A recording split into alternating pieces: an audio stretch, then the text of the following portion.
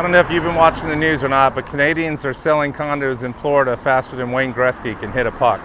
And today we're going to talk about this mass exodus of Canadians who are unloading their condos, their homes, and the Canadians who planned to come here and vacation, but are now thinking of going elsewhere. Hey everybody, I'm Palm Beach's Paul, your local realtor and guide to Florida living. Welcome back to my channel. So I'm here in Pompano Beach. I'm actually standing in front of a place called Canada House.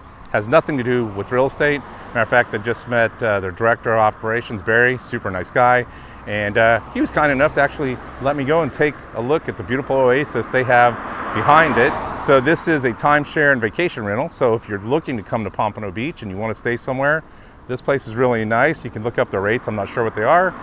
They obviously fluctuate with the seasons, but this place is pretty cool, really close to the inlet and the Hillsborough Lighthouse. And back there, if you go back and look through it, like I said, we got a swimming pool and then the nice walkway that takes you over a little like canal and then right out onto the beach. It's absolutely beautiful. But we're not talking about that today. We're here to talk about why Canadians are thinking about saying bye, Felicia, to South Florida and hello to other places like Mexico and the Caribbean. I actually looked at these condo buildings, that one right there, and on the other side, really nice looking condo, and had an absolutely gorgeous view of the lighthouse and the ocean. They were from California. They were watching my YouTube channel and they came out here, but decided not to buy anything, but really nice. So obviously, you know, the condo market is still in distress. We're currently sitting at 10.9 months of inventory in South Florida, which means it would take 11 months to sell every single condo on the market right now if we didn't add any more condos. So basically a year to unload all the inventory. Unheard of. This is a Wednesday video, and yes, because the market has slowed down and I have more time, I'm probably going to be doing more videos for you guys. Now, if you watched my video I made about Pompano Beach a couple months ago, you may recognize this area. I'm walking up the same street by the beach that I did for that video, and we're just going to walk up here and go down the road up here where it's a little less noisy and talk a little bit about what's going on with all the Canucks and all the Canadians who are basically boycotting Florida.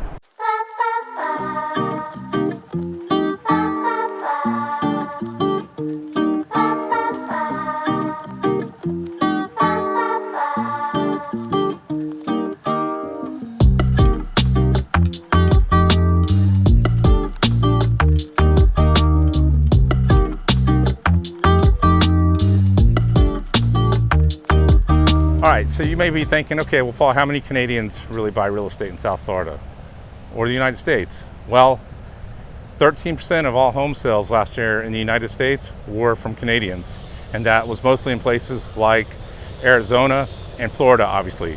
Here in Florida, from the months of April 2023 through March 2024, 25% of the sales were from Canadian buyers. So they make up a pretty big part of investing, second home ownership here in the Florida marketplace.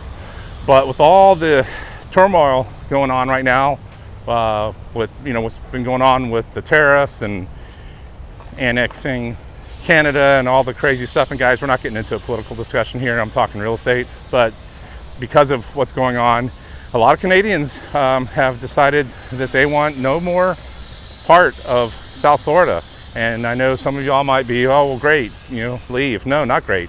Not only do they spend a ton of money here, but they own a lot of properties and they pay a lot of taxes on those properties, and that all generates income for South Florida and Florida in general. Now, many of those Canadians are selling their condos due to all the issues that are going on with the condo crisis, right? All the assessments and the high insurance fees, the high HOA fees, everything going on with the South Florida condo market. It's just terrible, and condos are just sitting right now. I mean, I've got a couple listings, and I can tell you, not happy about it, and it's not lack of marketing.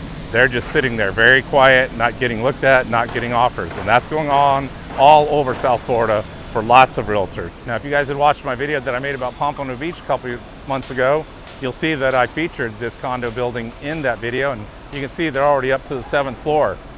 So condo buildings like that are doing well. New construction, they're selling, and they're not having a problem. But older condo buildings, kind of like stuff like that back there, those properties are definitely not moving fast. So I have some clients who are Canadian. I rent out their house every summer. It's a little opposite of what most people do. They actually come here and enjoy the winter, so they don't want to be here in the summer, and they allow me to rent it out for people who are looking for a short 6-month rental. Maybe someone's in between having a new house built, or just they're not sure of where they want to live yet, so they just rent out this place because it's fully furnished and you don't even have to get the utilities in your name, so everything's covered for you. But even they mentioned to me that they may have to sell their second house because it's getting too expensive to keep it with what's going on with the Canadian dollar and just a lot of stuff. And the stock market, they kind of took a hit in the stock market like other people have.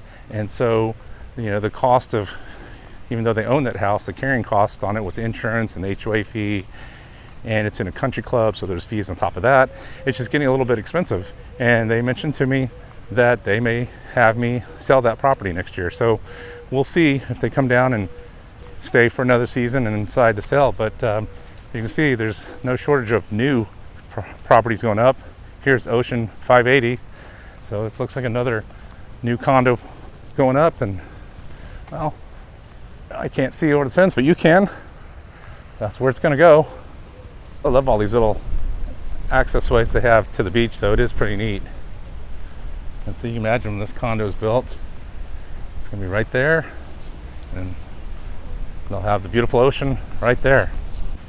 So just like the people from the Northeast who've been coming here since Florida was first formed and everyone started to develop down here, the Canadians are no different. They come here to enjoy the warm sunshine, to get out of the cold, and enjoy everything that South Florida has to offer, from the beautiful beaches, all the restaurants, and a good real estate market. They were probably buying a lot of these condos at a time when they weren't nearly as expensive, and they sat on them, and of course they all went up and increased with value. But after the collapse of Surfside, all the assessments and all the craziness started happening, and then all the insurance and all the fees and everything started going up. It started to get really expensive for people to hold on to these second properties. So I've been doing a little research, and a lot of these people are wanting to dump these condos and look for other destinations to maybe buy a condo, other countries, or maybe just staying in their own country. But again, I don't think they're going to completely give up on the idea of getting out of winter and going to warm sunshine. Obviously that's why they did it in the first place. So, but they may look to other places besides Florida, and a lot of them have said that they are. So that's really going to affect our real estate market. I mean, again, the condo market is already sucky. It just sucks right now. That's all I'm going to say about the condo market, unless you like, again, brand new construction. So it's not getting any better with the fact that a lot of the people who buy those second homes here in South Florida are now wanting to unload them and not reinvest in our market. But as I said in the beginning of this video, it is not just people who want to sell their condos. It's Canadians who want to visit the United States, who want to visit South Florida and come down and stay at places like, maybe the Surfside Motel Resort.